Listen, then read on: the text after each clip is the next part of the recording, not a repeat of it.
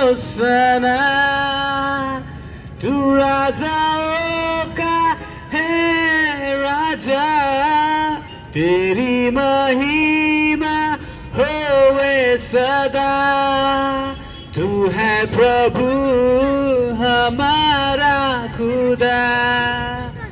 हमसे इतना प्यार किया हमें राजा, तेरी महिमा होवे सदा, तू है प्रभु हमारा खुदा। हमको अंधकारों से बंधन से छुड़ाने के लिए अपना एक लौता पुत्र भी दे दिया। वो हमसे कितना प्रेम करता है। इसलिए बाइबल बताती जब तुम सत्य को जानोगे सत्य तुमको आजाद करेगा।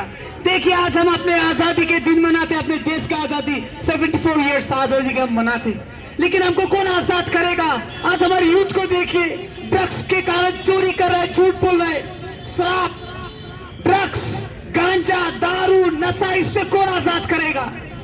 सब गुलाम है। कोई नहीं चाहता कि हम ये पत्थर की जिंदगी को जिए, लेकिन शैतान, बाइबल बताती है, संसार इस दुष्ट के अधीन में है। शैतान इस दुष्ट के अधीन में है। इंसान ना चाहते हुए गुनाह करता है, क्योंकि शैतान चाहता है कि वो हमको, हमारे शरीर को इस्तेमाल करे और नरक की ओर लेके जाए।